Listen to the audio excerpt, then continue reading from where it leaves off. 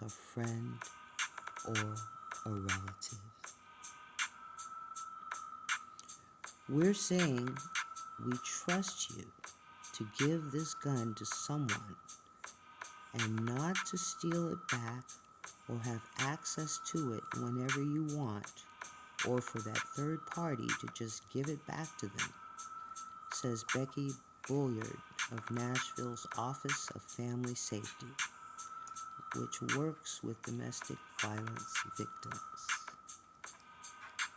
In Sean's case, he said he was going to give his guns to his dad, but there is no documentation of that ever happening. On April 12th of last year, Sean took his guns, zip ties, and battery acid to Marie's mom's house. He waited outside in a rental car. Marie and Debbie spotted him and tried to run away, but he shot them on their neighbor's lawn. Then he shot and killed himself. In Nashville, nearly half of suspects in domestic violence homicides were prohibited from having access to a gun. Tennessee has one of the highest rates of women killed by men, ranking 10th in the United States. Experts say guns play a big role in that statistic. In domestic violence situations, the risk of death is 5 times greater when a gun is present. We are not waiting for a homicide to happen, says Bulliard of Nashville's Office of Family Safety. They have happened, and they are happening. They continue to happen with individuals who should have never have a weapon. Domestic violence victims face similar barriers because when abusers are determined, it's hard to stop them. These barriers that Marie faced are not unique to Nashville. It's a challenge for domestic violence victims all over the country, says Ruth Glenn of the National Coalition Against Domestic Violence. If they fall through the cracks, or their needs aren't being addressed, or something really bad happens, Glenn says, it's mostly because they're a domestic violence victim, and our systems are not set up as properly as they could be to address the unique needs of every domestic violence victim. To protect victims, Glenn says, there needs to be a coordinated response. But they interact with so many separate agencies that don't work together, it creates a safety net with too many holes in it. And as Marie's case illustrates, that's a problem, especially because domestic violence abusers are incredibly determined, Glenn says. When they decide that something bad is going to happen, it's almost impossible to stop them, Glenn says. They will cut off a GPS.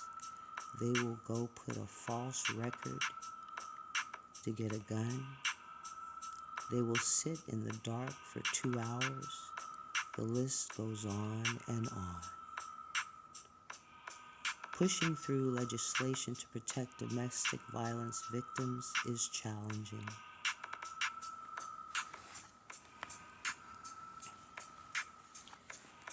Glenn says pushing through legislation to protect domestic violence victims is not easy. Federally, it took 3 years of negotiations for Congress to finally reauthorize the Violence Against Women Act. And here in Tennessee, Alex took everything he learned about his sister's case and brought it to the state capitol last session. I wanted to make sure, Alex said to a room full of representatives, his voice catching. I wanted to make sure that no one, no family, had to endure what we had to go through. In the end, Alex helped write 4 bills. But because of concerns about expenses or implementation, only one became law. It requires more communication between sheriff's offices and the police. But Alex says it's not enough. For them, they view it as one thing that went wrong with their agency, Alex says. But coupled together, there are like 8 things that went wrong for this person that is dealing with the government to try and get help they need. Alex says he will return to Tennessee's state capital as many times as it takes to close the gaps that Marie fell through. For him, the fight for justice has only just begun.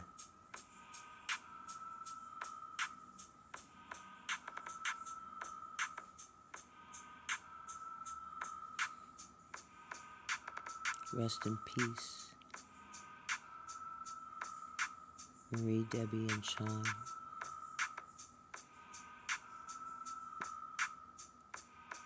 I say Sean too because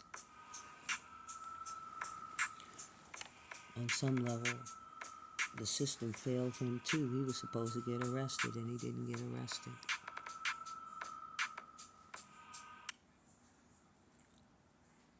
All I know is some things have to change.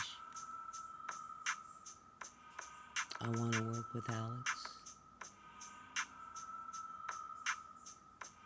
The Cinco de Mayo concert is going to happen.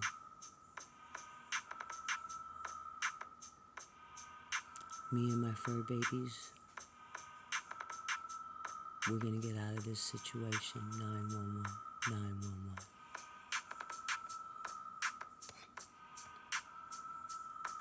Before I end this video,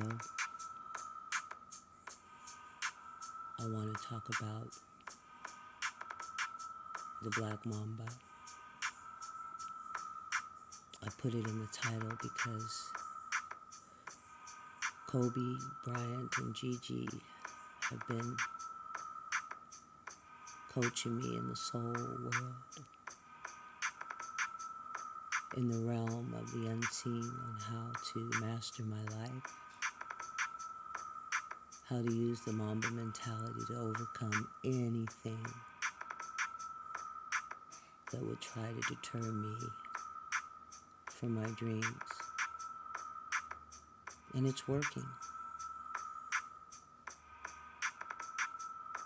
It's working. The Mamba mentality calls you to be better than you are. It calls you to look, find that dream, find that passion, put time into it, work hard, never settle. I've been doing a lot of settling.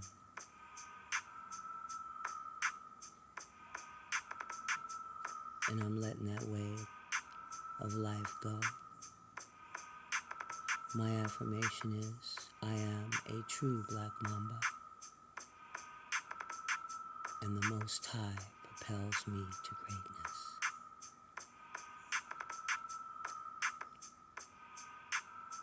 You might know someone or yourself. You may be experiencing domestic violence. You might be being bullied by your brother, your sister, your mother, your father. That's domestic violence too.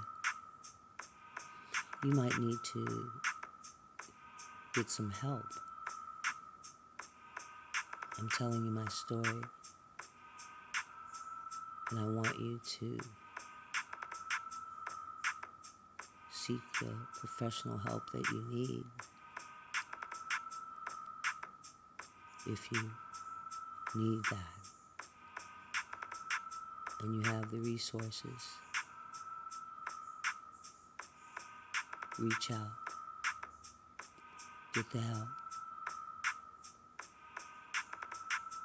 and make sure it's the right help.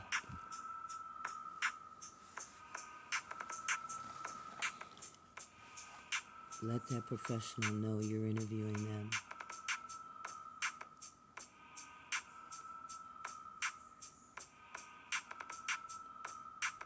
This channel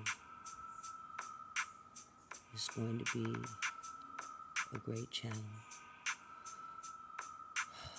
to help. If you've got an idea, a thought, a comment,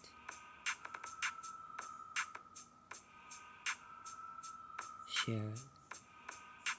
We're a high-vibing collective. The more we come together, the more we'll heal. I did some research today. I was calling about support groups, and I found out there's one group, 3 locations. They all have a waiting list.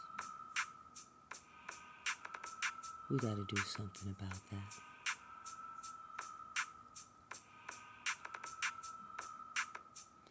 It's in-person support group. 15 people per group. They meet once a week. I think I'm number 8 on the waiting list. One of the groups. So, with this online community, we can do a lot of things to help each other grow, to walk away from that which no longer serves us, as many of the light workers say. And I want to thank you for taking time to hear my story and Marie and Debbie's story, as told by Alex.